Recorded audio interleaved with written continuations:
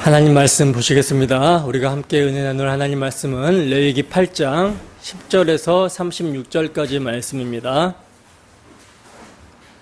하나님 말씀은 레위기 8장 10절에서 36절 말씀, 34절부터 36절까지만 우리가 함께 봉독하도록 하겠습니다. 시작.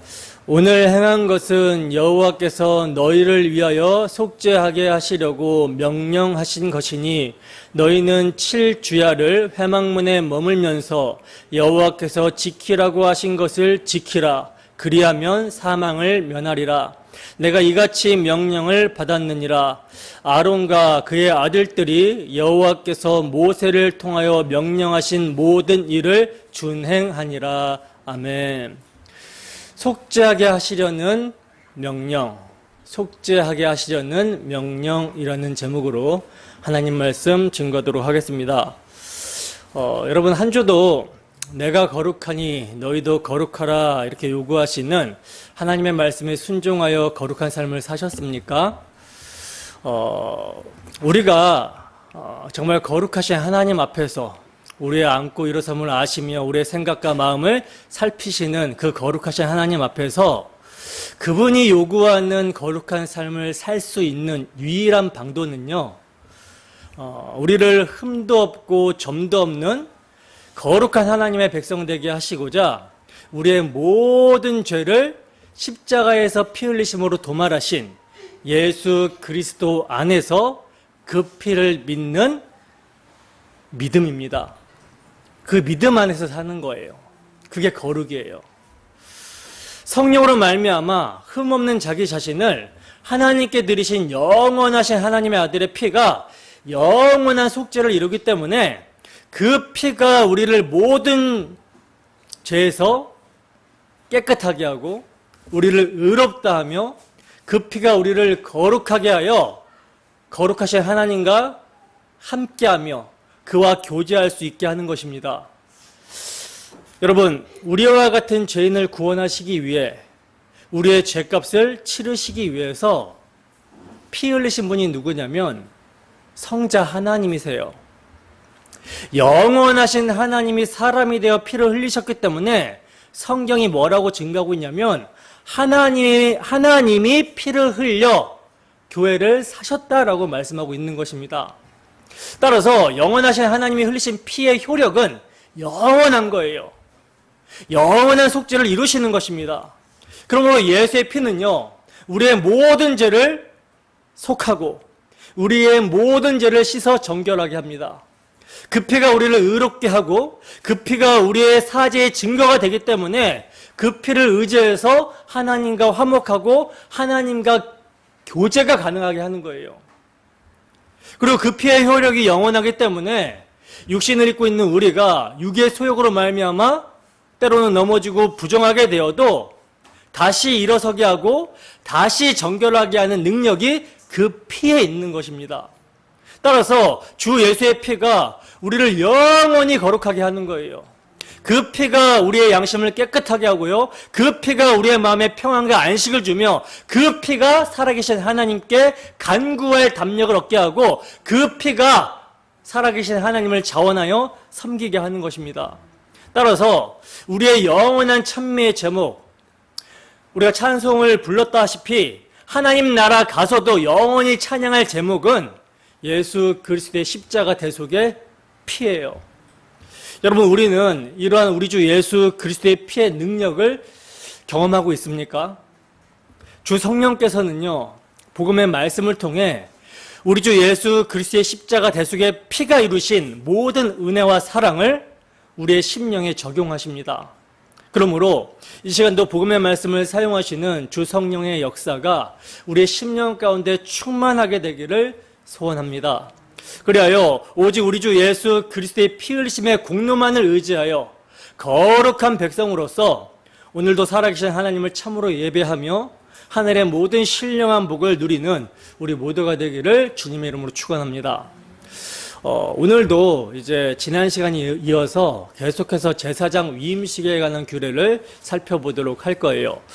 본문 10절에서 11절 말씀을 함께 읽습니다. 시작. 모세가 관유를 가져다가 성막과 그 안에 있는 모든 것에 발라 거룩하게 하고 또 제단에 7번 뿌리고 또 그 제단과 그 모든 기구와 물두멍과 그 받침에 발라 거룩하게 하고. 아멘. 자, 보세요, 여러분. 아론과 그의 아들들을 씻기고 또 아론에게 제사장의 옷을 입힌 후에, 대제사장의 옷을 입힌 후에 지금 모세가 관유를 가져다가 성막과 그 안에 있는 모든 것에 발라 거룩하게 하고 있고요. 또 제단에 7번 뿌리고 그 제단과 그 모든 기구와 물두멍과 그 받침에 발라 거룩하게 했다라고 말씀을 하고 있어요. 여러분, 관유라는 것은요, 관유라는 것은 거룩하게 구별할 때 사용하는 기름이거든요. 이제 이것을 만드는 방법이 출애굽기 30장 22절 이하의 말씀에 자세히 나오고 있는데, 이 기름은요, 개인이 사사로이 사용하지 못하게 했고요, 만들지도 못하게 합니다. 심지어 관유를 만들어서 아론의 자손이 아닌 자에게 주어서 사사로이 쓰게 하면 백성 중에서 끊어지게 될 것이다 라고까지 경고를 하고 있어요.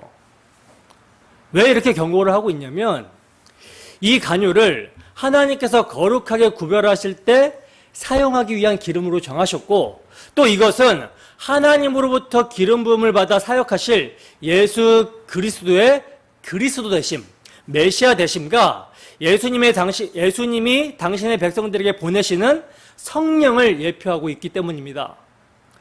그러므로 여러분, 요점은요, 관유가 발라지게 되거나 뿌려지게 되면 거룩하게 구별이 된다라는 점이에요. 그러니까 관유가 발라지고 뿌려지기 전에는 모든 기구는 어떤 상태라는 것입니까? 속된 것과 다를 바 없는 상태라는 것이죠. 그런데 성령을 예표하고 있는 이 관유에 의하여 비로소 뭐가 되는 거예요? 거룩하게 구별이 되는 거예요.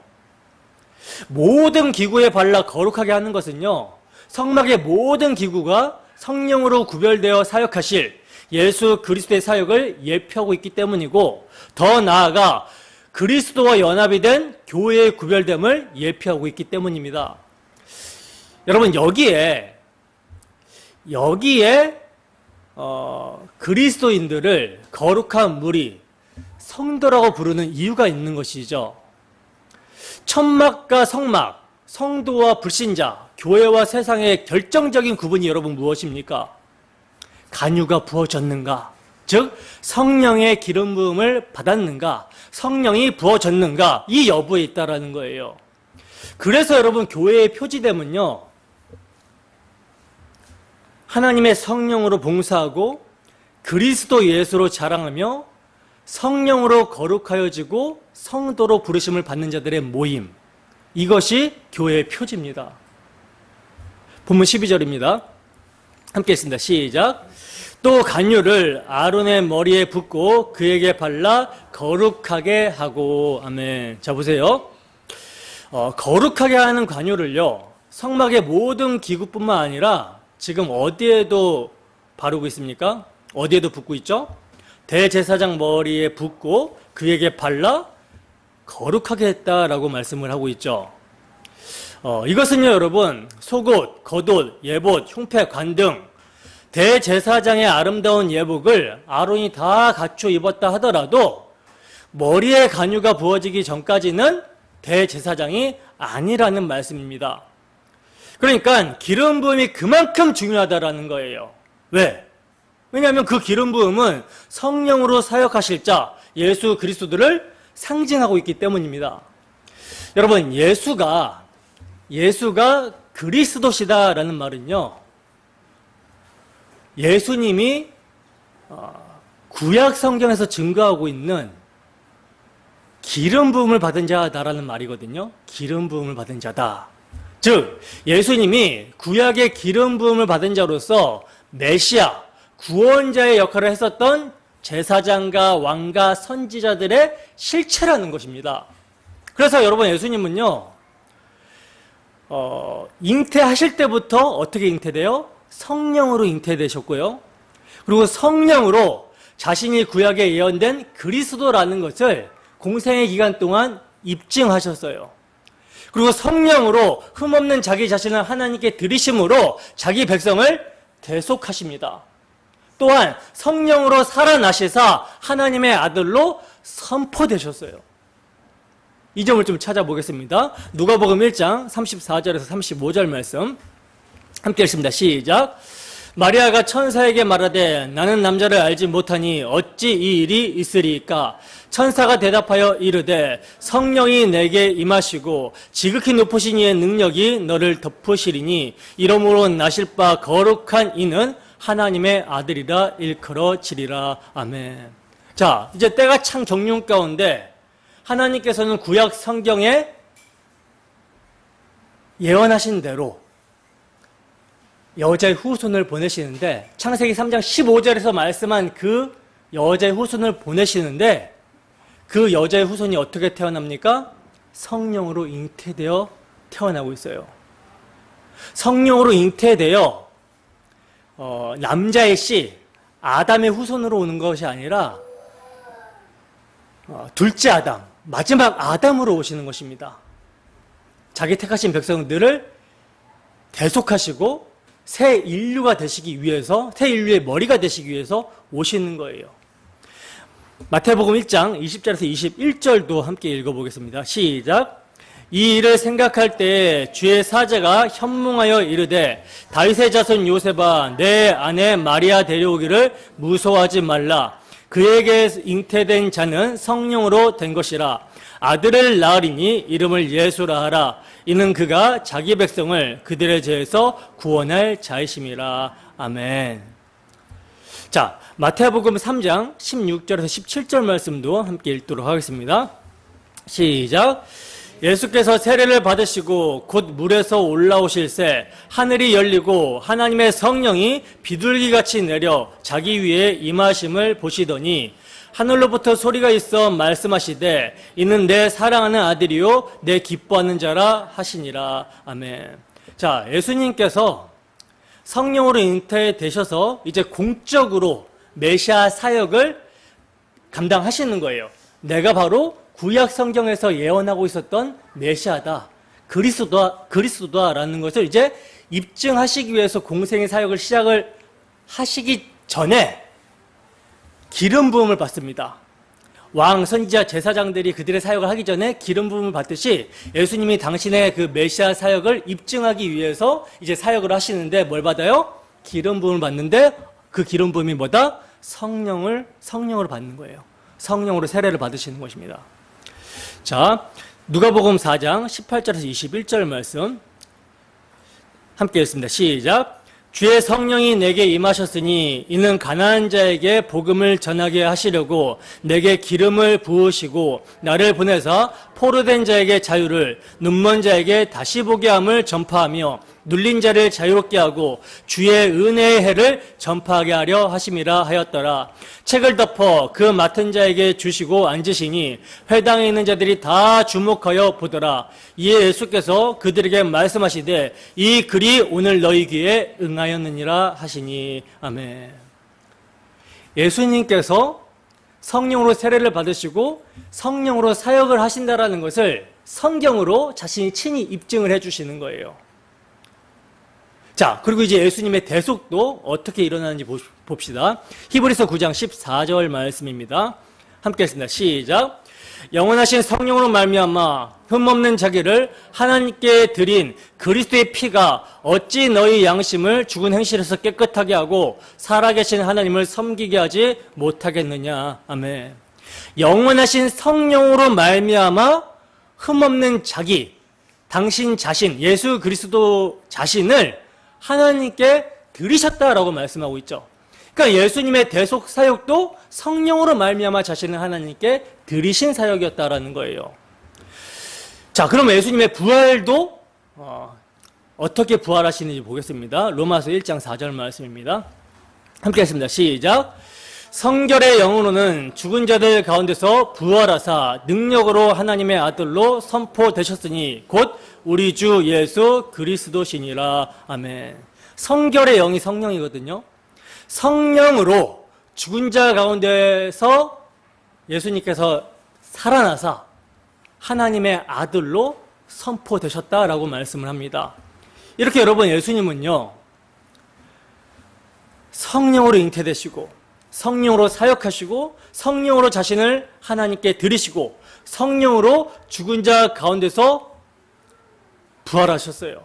그리고 승천하셔서 이제 성령을 자기 백성들에게 부어주시는 분이 되십니다. 성령으로 세례를 주시는 분이 되시는 거예요. 마태복음 3장 11절 말씀입니다. 함께 했습니다. 시작.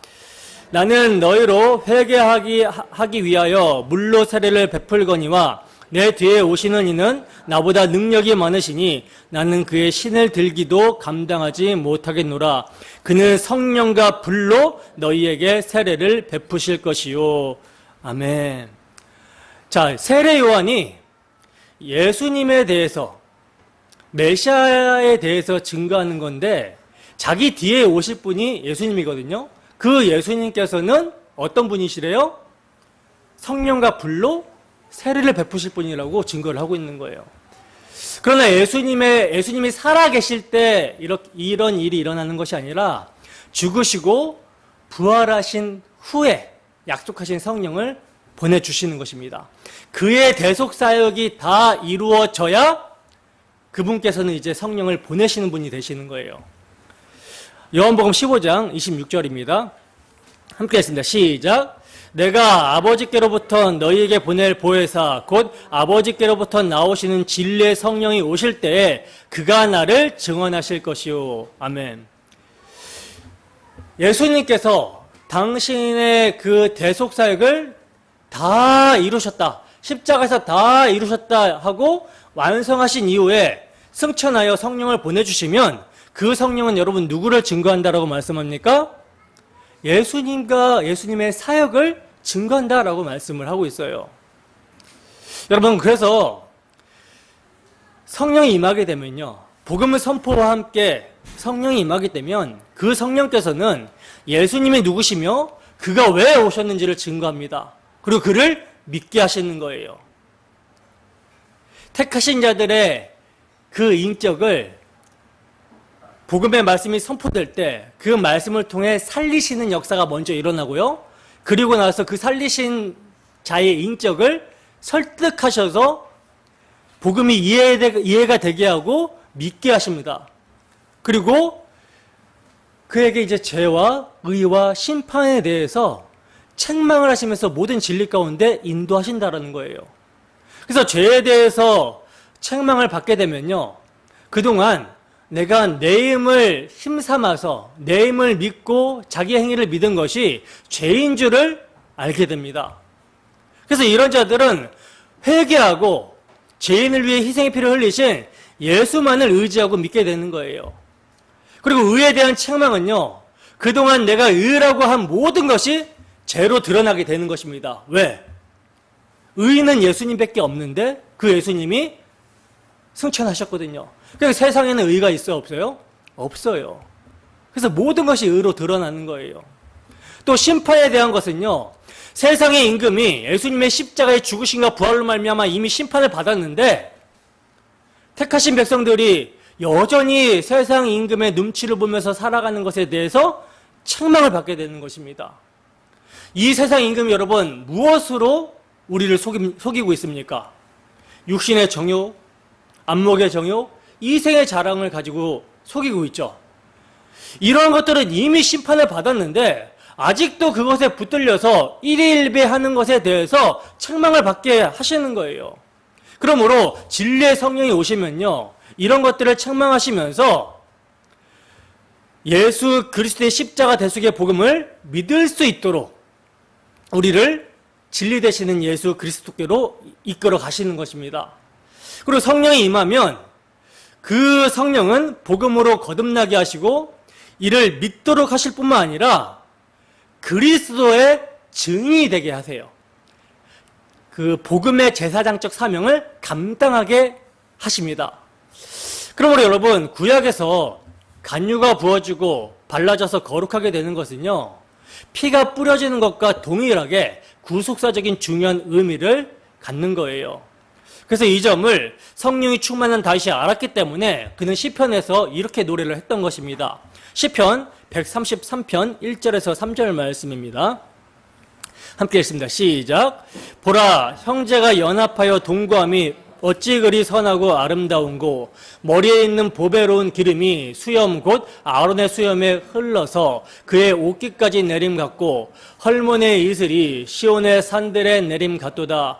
거기서 여호와께서 복을 명령하셨나니 곧 영생이로다. 아멘. 여러분, 이 시편은 다윗이 이제 왕으로 등극하게 되면서 분열되어 있었던 이스라엘이 하나가 되고, 그 하나가 된 이스라엘 백성들이 3대 절기 중에 함께 하나님을 예배하게 된 아름다움을 성령의 감동으로 다윗이 이렇게 시적으로 표현하고 있는 것인데, 이것을요 대제사장 아론의 위임식 때 부어지는 관유로 말미암아 하나로 연합이 되고 있는 것으로 표현을 하고 있는 거예요. 여러분, 대제사장 아론의 머리에 부은 관유가 수염으로 흘러서 옷깃까지 흘러내립니다. 이게 여러분 어떤 의미일까요? 기름 부음 받으시는 메시아 그리스도께 임한 그 성령, 그 기름 부음이 흘러내려서 그분께 속한 모든 지체는요, 아무리 비천한 성도라 할지라도 그에게까지 기름이 흘러내린다라는 것을 의미하고 있는 거예요. 그래서 여러분, 세상의 관점과 상관없이 그리스도를 의지하는 모든 자들을 가리켜 뭐라고 합니까?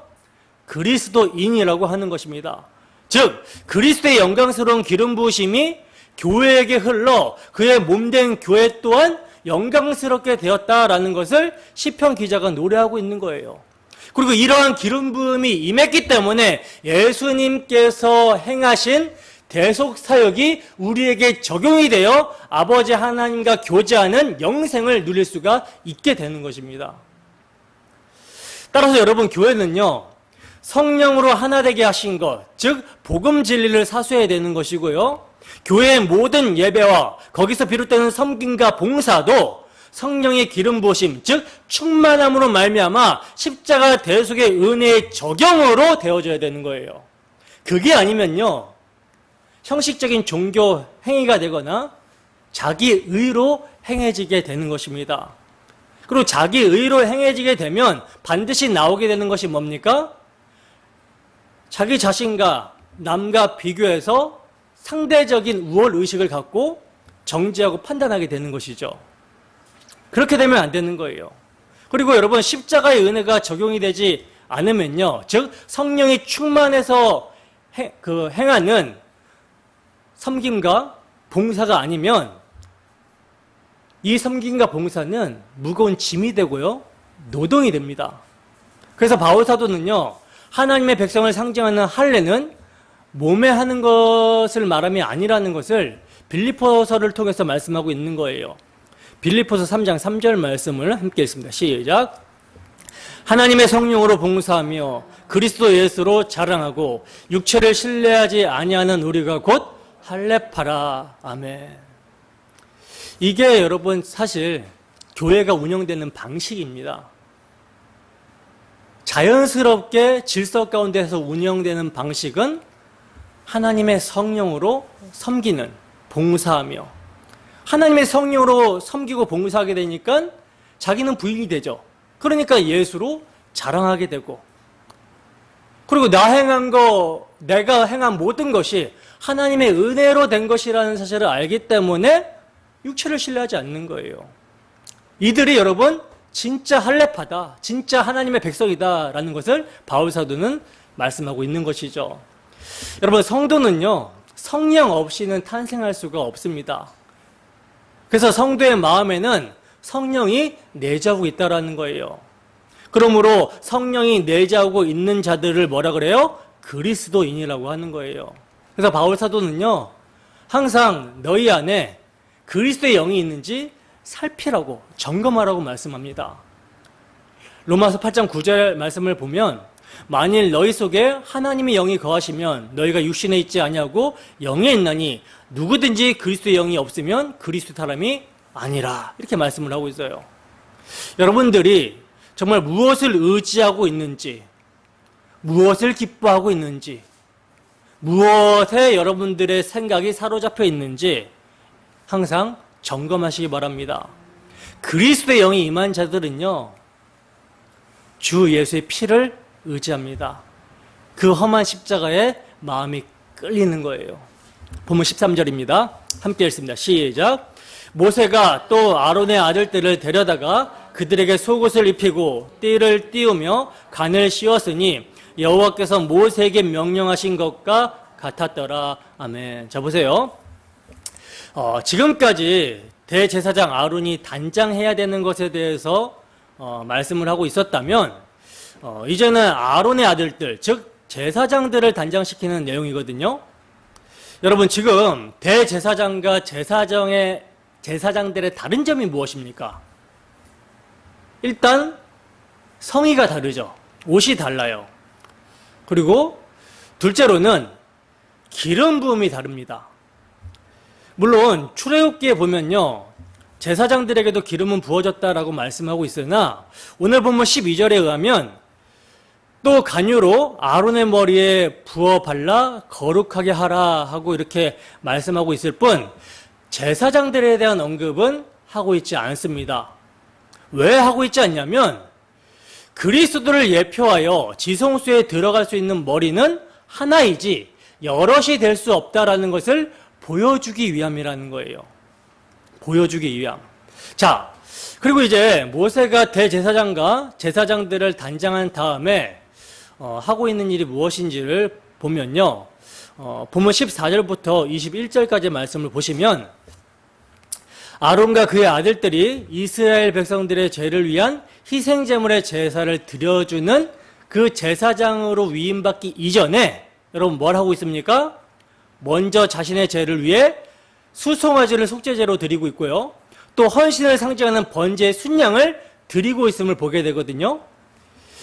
이 점이 이제 예표의 인물과 참 대제사장과의 다른 점이죠. 예표의 인물인 아론은요, 자신도 죄인이기 때문에 먼저 속죄제를 드려야 했던 거예요. 번제를 드려야 했던 것입니다. 그러나 예표의 실체이신 예수 그리스도는 그러실 필요가 전혀 없으신 분이죠. 그래서 이 점을 히브리서에서는 이렇게 설명하고 있는 거예요. 히브리서 7장 27절에서 28절 말씀입니다. 함께 하십니다. 시작. 그는 저 대제사장들이 먼저 자기 죄를 위하고 다음에 백성의 죄를 위하여 날마다 제사 드리는 것과 같이 할 필요가 없으니 이는 그가 단번에 자기를 드려 이루셨음이라. 율법은 약점을 가진 사람들을 제사장으로 세웠거니와 율법 후에 하신 맹세의 말씀은 영원히 온전하게 되신 아들을 세우셨느니라. 아멘. 여러분, 제사장은 백성의 죄를 위하여 중보자로서 희생제사를 드려주기 위해서 세움을 받은 자입니다. 그런데 그런 자가 자기 자신도 죄인이라 자기 죄를 위하여 속죄제를 드리고 있다면, 제사를 드리고 있다면 어떻게 백성의 죄를 위하여 제사를 드려줄 합당한 제사장이라고 할 수 있겠습니까? 따라서 구약의 대제사장이 해마다 늘 드리는 같은 제사로는 나오는 자들을 언제나 온전하게 할 수가 없다라는 거예요. 이게 율법의 한계입니다. 때문에 이 구약의 대제사장은 실체신 예수 그리스도의 예표고 그 예표가 가리키는 실체신 예수 그리스도는 죄가 없는 대제사장으로서 자기 자신을 제물로 단번에 드려 이루셨다라는 거예요. 영원의 속죄를 이루셨다라는 것입니다. 그래서 자기를 의지하여 나오는 자들을 언제나 온전하게 하실 수 있다라는 것이죠. 자, 그러므로 이처럼 그리스도를 예표하고 있는 아론과 아론의 아들들은요, 자신을 위한 속죄제와 번제를 드린 후에야 다른 이들을 위하여 제사를 드려줄 수 있는 제사장으로 위임식의 순양을 드리게 되는 것입니다. 그 말씀을 이제 좀 살펴보겠습니다. 본문 22절에서 24절 말씀 함께 읽습니다. 시작. 또 다른 순양 곧 위임식의 순양을 드릴새 아론과 그의 아들들이 그 순양의 머리에 안수하매 모세가 잡고 그 피를 가져다가 아론의 오른쪽 깃뿌리와 그의 오른쪽 엄지 손가락과 그의 오른쪽 엄지 발가락에 바르고 아론의 아들들을 데려다가 모세가 그 오른쪽 깃뿌리와 그들의 손의 오른쪽 엄지 손가락과 그들의 발의 오른쪽 엄지 발가락에 그 피를 바르고 또 모세가 그 피를 제단 사방에 뿌리고. 아멘. 자, 보세요. 지금 위임식의 순양을 드리고 있는데 이 순양을 드릴 때 독특한 점이 있죠. 그게 뭡니까?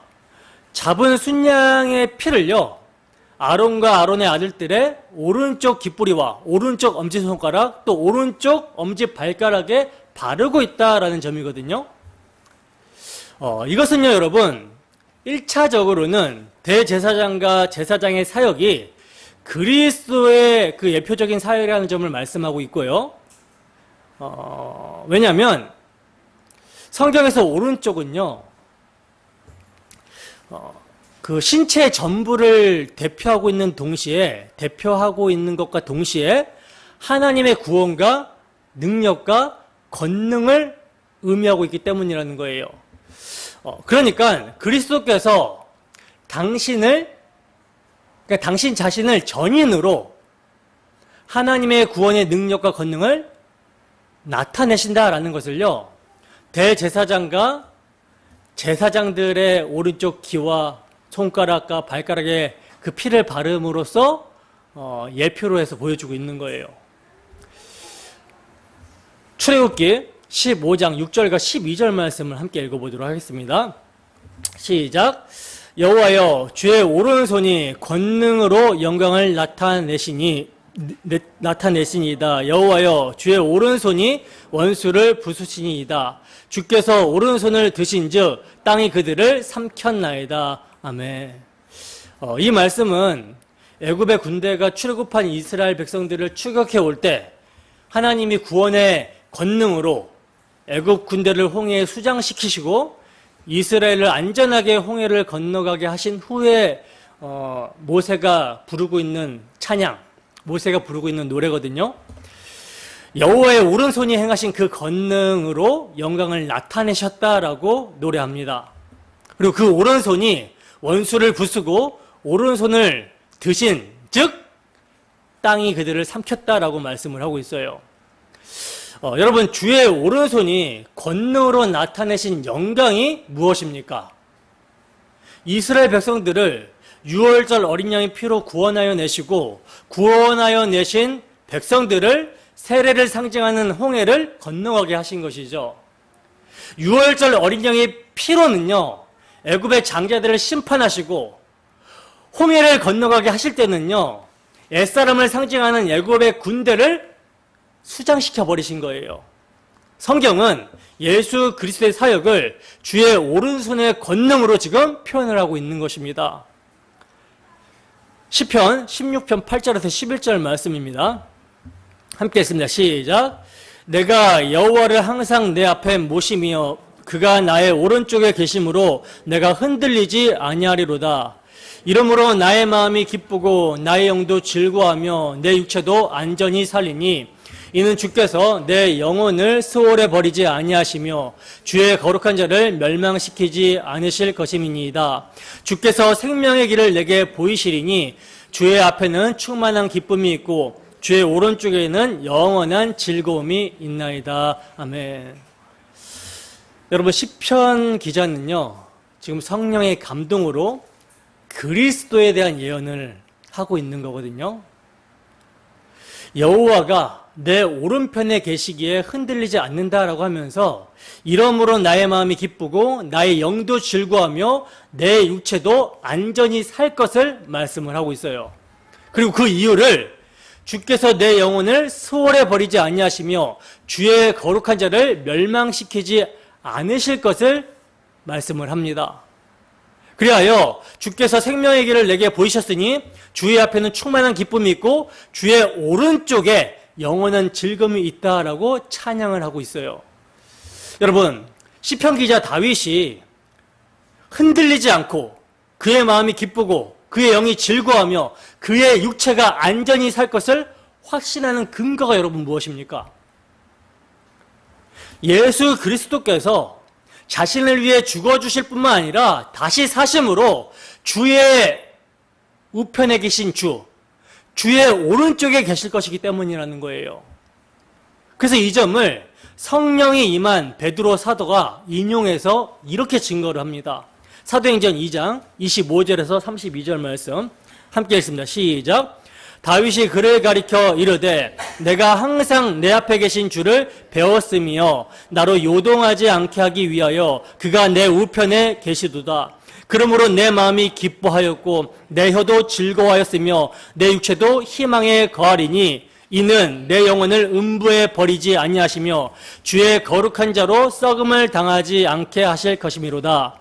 주께서 생명의 길을 내게 보이셨으니 주 앞에서 내게 기쁨이 충만하게 하시리로다 하였으므로 형제들아 내가 조상 다윗에 대하여 담대히 말할 수 있노니 다윗이 죽어 장사되어 그 묘가 오늘까지 우리 중에 있도다. 그는 선지자라 하나님이 이미 맹세하사 그 자손 중에서 한 사람을 그 위에 앉게 하리라 하심을 알고 미리 본거로 그리스도의 부활을 말하되 그가 음부에 버림이 되지 않고 그의 육신이 썩음을 당하지 아니하시리라 하더니 이 예수를 하나님이 살리신지라 우리가 다 이 일의 증인이로다. 아멘. 보세요. 오순절날 성령이 임한 베드로 사도가 담대하게 무엇을 증거합니까? 다윗의 시편을 인용해서 주의 오른쪽에 계신 그리스도의 사역을 증거하고 있어요. 즉 그분의 죽으심과 그분의 대속 죽으심과 이 대속 죽음을 확증하는 부활 그리고 승천하여 우편 재위까지 지금 증거를 하고 있는 것입니다. 그래서 지금 예수님은요 우편 재위 하나님 우편에서 지금도 우리를 위해서 중보하고 계시는 거예요. 당신께서 이루신 사역을 근거로 하여 중보하고 계시는 것입니다. 로마서 8장 34절입니다. 함께 했습니다. 시작. 누가 정죄하리요 죽으실 뿐 아니라 다시 살아나신 이는 그리스도 예수시니 그는 하나님 우편에 계신 자요 우리를 위하여 간구하시는 자신이라. 아멘. 이렇게 여러분 죽으시고 살아나신 예수님께서는요 하나님 우편에서 당신께서 이루신 대속 사역을 근거로 성도를 위하여 중보하고 간구하고 계시기 때문에 성도에게는 정죄함이 없다라고 말씀을 하고 있는 것입니다. 그러므로 그리스도를 예표하고 있는 대제사장과 제사장들의 오른쪽 귀와 손과 발에 피를 바른 것은요 그들의 사역이 예수 그리스도의 사역임을 예표로 계시하고 있는 거예요. 그리고 더 나아가 이 점은요 그리스도를 믿음으로 그와 연합이 된 성도들은 그의 오른쪽 귀와 손과 발, 즉 전인이 그리스도 예수의 피로, 즉 마음의 할례를 받은 것을 보여주고 있는 것입니다. 다른 말로 오른쪽 귓부리에 피가 발린 것은요 하나님의 말씀을 바르게 알아듣기 위함이고 그전에는 들을 수가 없었는데 피가 발리니까 이제 주의 말씀이 들리는 거예요. 그리고 오른쪽 엄지손가락에 피를 바른 것은요 하나님의 말씀을 받들어 섬기기 위함이고요 오른쪽 발가락에 바른 것은요 하나님의 말씀대로 준행하기 위해서라는 것입니다.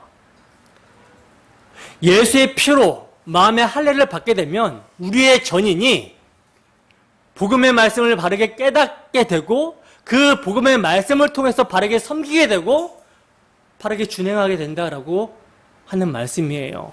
그렇다면 여러분 우리는 우리의 귀와 손가락, 발가락 다시 말해서 우리의 전인이 그리스도의 보혈로 씻겨져 있습니까? 봉사가 먼저가 아니에요. 예배가 먼저가 아닙니다. 태어남이 먼저예요. 은혜를 받는 것이 우선입니다. 성령으로 거룩한 성령으로 태어나고 거룩한 성령으로 세워짐으로 봉사하며 예배할 수가 있는 것이죠. 직분보다요 성도가 되는 것이 우선임을 잊어서는 안 되는 거예요. 적지 않은 교회가 태어남보다 봉사를 강조합니다. 봉사를 강조해요. 그러다 보니까 직분자들을 성도가 아닌 것 같은 사람을 세우게 되고 그러다 보니까 교회가 아닌 것 같은 모습이 나타나고 있는 거예요. 그래서 여호와의 영광이 나타나질 않는 것입니다. 그러나 우리의 전인이 그리스도의 십자가 대속의 피로 씻겨질 때, 마음의 할례를 받게 될 때 교회 안에 뭐가 나타나요? 여호와의 영광이 나타나게 되는 거예요. 그래서 신약의 베드로 사도는 이렇게 권면하고 있는 것입니다. 베드로전서 4장 10절에서 11절 말씀 함께 읽습니다. 시작. 각각 은사를 받은 대로 하나님의 여러 가지 은혜를 맡은 선한 청지기 같이 서로 봉사하라. 만일 누가 말하려면 하나님의 말씀을 하는 것 같이 하고, 누가 봉사하려면 하나님이 공급하신 힘으로 하는 것 같이 하라. 이는 범사에 예수 그리스도로 말미암아 하나님이 영광을 받으시게 하려 함이니 그에게 영광과 권능이 세세에 무궁하도록 있느니라. 아멘. 자, 본문 25절에서 28절 함께 읽습니다. 시작. 그가 또 그 기름과 기름진 꼬리와 내장이 덮인 모든 기름과 간 거풀과 두 콩팥과 그 기름과 오른쪽 뒷다리를 떼어내고 여호와 앞 무교병 광주리에서 무교병 한 개와 기름 섞은 떡 한 개와 전병 한 개를 가져다가 그 기름 위에와 오른쪽 뒷다리 위에 놓아 그 전부를 아론의 손과 그의 아들들의 손에 두어 여호와 앞에 흔들어 요제를 삼게 하고, 모세가 그것을 그들의 손에서 가져다가 제단 위에 있는 번제물 위에 불사르니 이는 향기로운 냄새를 위하여 드리는 위임식 제사로 여호와께 드리는 화제라. 아멘. 자 보시면 모세가 아론과 아론의 제사장들에게 오른쪽 귀와 손과 발에 피를 바른 후에 이제 요제가 드려지고 있는데, 요제를 드리고 있는데, 여러분 요제란 여러분들이 잘 아시다시피 뭐예요? 제물을 흔들어서 드리는 방식이잖아요. 근데 여기서 우리가 주목해야 되는 것은요, 이 요제를 모세 자신이 하지 않고 누가 드리게 했다라고 그래요? 아론의 손과 그의 아들들의 손에 두어 드리게 했다라고 말씀을 하고 있죠. 이것은요, 이제 대제사장과 제사장들이 하나님 앞에 온전히 드려졌다라는 것을 의미하는 거거든요. 그래서 그들에게 무엇이 뿌려지고 있냐면 본문 30절에서 31절 말씀입니다. 함께 읽습니다. 시작. 모세가 간유와 제단 위에 피를 가져다가 아론과 그의 옷과 그의 아들들과 그의 아들들의 옷에 뿌려서 아론과 그의 옷과 그의 아들들과 그의 아들들의 옷을 거룩하게 하고, 모세가 아론과 그의 아들들에게 이르되 내게 이미 명령하시기를 아론과 그의 아들들은 먹으라 하셨은즉 너희는 회막문에서 그 고기를 삶아 위임식 강주리 안에 떡과 아울러 그곳에서 먹고. 아멘. 자 보세요. 모세가 간유와 피를 아론과 그의 아들들의 옷에 지금 뿌리고 있죠. 그러니까 대제사장들과 제사장들은요, 간유와 피를 뿌린 옷을 지금 입고 있는 셈이라는 거예요. 이것을 이제 신약 성경은 뭐라고 말씀하고 있냐면, 그리스도인들을 가리켜서 뭐라고 말씀하고 있냐면, 곧 하나님 아버지의 미리 아심을 따라 성령의 거룩하게 하심으로 순종함과 예수 그리스도의 피뿌림을 얻기 위하여 택하심을 입은 자들이라고 말씀을 합니다. 베드로전서 1장 2절 말씀에 이렇게 말씀을 하고 있어요.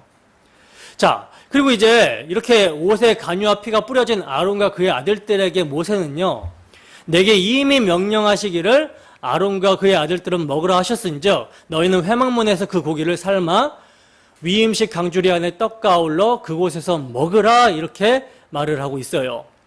여러분, 지금 이 말씀은요, 너네가 지금 시장할 테니까 먹어라, 이런 뜻이 아닙니다. 이 말씀은 위임식의 한 순수임을 우리가 유념해야 되는 거예요. 예수님의 섬김을 받아 하나님의 종된 자들은 하나님의 수종을 드는 종의 사역을 감당하기 위해서 자신들이 먼저 먹어야 된다라는 것을 말씀하고 있는 거예요. 무엇을 먹어야 됩니까? 제물이 상징하는 예수님의 살과 피를 먹어야 된다는 거죠. 그래서 에스겔 선지자에게도 내 입을 벌리고 내가 내게 주는 것을 먹으라고 하셨고요, 사도 요한에게도 갖다 먹어버리라. 내 배에서는 쓰나 입에서는 꿀같이 달리라. 이렇게 말씀을 하셨던 것입니다. 자, 이제 말씀을 정리합니다. 오늘 본문의 말씀을 보시면요, 제사장이 어떤 존재인가가 명확해지는 것을 알 수가 있는데, 하나님께 드리는 거룩한 제사를 위해서 제사장이 세워지게 되는데, 그들이 먼저 거룩해야 되기 때문에 제사장 위임식 절차를 통해 하나님께서는 거룩을 지금 강조하고 있는 거예요. 그래서 물로 씻겨 거룩하게 하라고 하시고, 속옷과 겉옷 그 위에 에봇을 입히고 머리에 간을 씌워서 거룩하게 하라고 말씀을 하십니다. 또 속죄제와 번제, 위임식의 제사를 통해 거룩하게 하고, 마지막으로 간유와 피를 뿌려서 거룩하게 하라고 했던 거예요. 이것은요, 우리의 대제사장 되시는 예수 그리스도를 예표함과 동시에 그리스도의 사역으로 말미암아 거룩하게 될 교회를 예표하고 있었던 것이죠. 그리고 그렇게 거룩한 제사장이 탄생되는 과정을 7일간 진행하게 하셨어요. 지금 우리가 살펴본 이 위임식의 규례를 7일 동안 계속 반복하게 하라고 하셨고, 그리고 이 모든 과정을 여호와께서 명하신 대로 준행하면 사망을 면하게 되리라, 이렇게 말씀하고 있는 것을 보게 됐는데, 여러분, 우리가 이 말씀을 통해서 알게 되는 것이 무엇입니까? 제사장이 하나님의 말씀대로 준행되어져서 세워지는 것은요, 이스라엘 백성들에게는 죽느냐 사느냐의 문제라는 거예요. 대제사장과 제사장들이 하나님이 명하신 대로 세워지지 않으면 그들은 죽습니다. 그리고 그들이 사망하게 되면, 그들의 죄로 말미암아 죽게 되면 이스라엘 백성들이 죄사함을 받을 길이 없어지게 되는 것이죠. 때문에 제사장이 하나님의 말씀대로 준행되어져서 세워지는 것은요, 이스라엘 백성들에게는 죽느냐 사느냐 절체절명의 문제라고 할 수 있는 거예요. 여러분, 제사가 무엇입니까? 제사장은 왜 필요한가? 왜 이스라엘 백성들은 하나님께 제사를 드려야 되는가? 우리가 레위기를 신약의 빛으로 지금 조명해서 보고 있어서 그렇지, 만약 이렇게 보지 않고 그냥 레위기를 보면요, 우리는 이러한 의문이 들 것입니다. 그러니까 하나님을 섬기는 한 나라가 만들어지게 되는 것은 충분히 이해를 할 수가 있어요. 그런데 하나님을 섬기는 나라가 왜 굳이 이러한 복잡한 제사를 드려야 되는지에 대해서는 잘 납득이 되지를 않을 거라는 것이죠. 그냥 이해하기 쉽게 하나님을 섬기는 나라니까 다른 나라와 비교해서 좀 모범이 되어야 되니까 다른 나라보다 좀 성실하고 거짓이 없고 평화를 사랑하며 다른 나라를 침략하지 말라고 하신다면 이해가 잘 되고 수긍도 잘 되겠는데, 이건 뭐 하나님을 섬기는 제사장 나라가 되어서 날마다 제물을 죽여 피를 흘리는 제사를 드려야 된다라고 하고 있어요. 이게 여러분, 신약의 빛으로 보지 않으면 어떻게 이해가 되겠습니까? 그리고 꼭 제사가 필요하다면 간단하게 말씀하셔도 될 것 같은데, 레위기에서 말씀하신 내용을 제대로 읽어보신 분들은 알겠지만 우리의 일상생활과는 전혀 거리가 멀고 또 복잡해도 너무나 복잡해요. 그래서 과연 이스라엘 백성들이 제대로 된 제사장 나라의 사명을 감당할 수 있었을까라고 하는 의문이 들 정도로 하나님의 명령과 지시는 까다롭고 복잡하고 어렵기가 한이 없습니다. 저도 이제 예전에 설교를 준비하면서 레위기를 이렇게 찬찬히 살펴보고 정독하며 읽으면서 굉장히 복잡하고 어렵더라고요. 이게 이제 신약의 빛으로 조명되지 않으면 설교 시간이 진짜 다 잘걸요? 그러면 하나님은 이스라엘 백성들을 괴롭히기 위해 이러한 번거로운 제사 제도를 시행하라고 하신 것인가? 여러분, 인간들의 입장에서 보면 하나님이 주신 규례, 이 규례를 생각할 때 정말 막막하고 답답한 느낌이 드는 것은 사실입니다. 그러나 여러분, 하나님의 관점에서 우리가 생각해 보게 되면 당신의 백성들을 얼마나 사랑했으면 이렇게까지 거룩하게 만들려고 하시는지 그 하나님의 마음을 깨닫게 되고 도리어 감사하는 마음이 생기게 되는 거예요. 여러분, 왜 제사가 드려져야 되는 것입니까? 그 이유는요, 바로 거룩입니다. 정결하게 하기 위함이라는 거예요. 하나님은 거룩하시고 정결하신 분인데 그분의 백성이, 이스라엘 백성들이 거룩하고 정결하지 못하면 하나님과 함께 할 수가 없단 말입니다. 그래서 하나님은요, 이스라엘을 거룩하고 정결하게 하기 위해서 제물이 피를 흘려 죽는 제사 제도를 마련하신 거예요.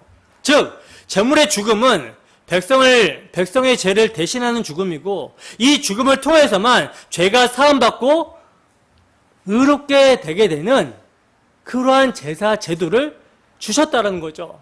그리고 이것을 모형과 그림자로 당신의 아들의 죽음을 계시하고 있었던 거예요. 이게 당신의 택하신 자들을 향한 하나님의 마음입니다.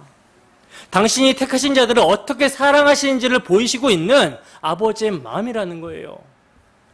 여러분, 이스라엘 백성들에게 이제 제사장이 세워지게 되면요, 본격적으로 이스라엘은 제사를 드리는 제사장 나라로 살아야 됩니다. 그래서 아침 저녁으로 번제물이 드려져야 되고요, 그 번제물의 불은 꺼지지 않게 해야 되는 거예요. 세상 사람들은 그들의 사고와 가치관은 나를 위해서 나를 살찌우고, 그리고 나의 가치를 위해서 노동을 하고 돈을 벌고 생산적으로 살아가지만, 이러한 세상 나라와는 다르게 하나님의 선택을 입은 이스라엘 백성들은요, 죄를 씻는 규례와 예식을 통해 이것을 목적으로 살아가야 되는 거예요. 그래야 하나님이 용납하시는 거룩한 백성이 되어서 살 수가 있는 것입니다. 이게 바로 제사장 나라거든요. 죄를 씻는 예식을 통해 하나님이 어떻게 그들과 함께 하실 수 있으며 어떻게 당신의 백성들을 사랑하시는지를 세상 가운데 나타내는 나라가 제사장 나라예요. 이들은 여러분 모형이고 실체는 우리죠.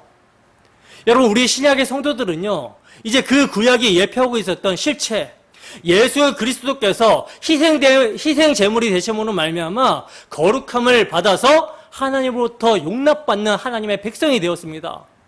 그렇기 때문에 신약의 성도들은 이제 무엇을 먹을까, 무엇을 입을까, 무엇을 마실까 염려하며 살아가는 자들과는 생각이 다르고 행동이 다르고 가는 길이 다르며 가치관과 사고가 달라야 된다는 거예요. 이미 십자가에서 옛사람은 죽었고요, 또한 이미 우리가 주님의 것이 되었기 때문에 나를 위한 삶이 아니라 사나 죽으나 주의 것으로 살아가야 된다는 것입니다. 다른 말로 하면요, 주의 사랑이 어떠한지를 체득하며 찬송하는 삶을 살아가야 된다는 거예요. 그리하여 세상 가운데 주의 영광을 드러내는 자로 살아가야 된다는 거죠. 주의 영광 십자가를 드러내는 자로 살아가야 된다는 거예요.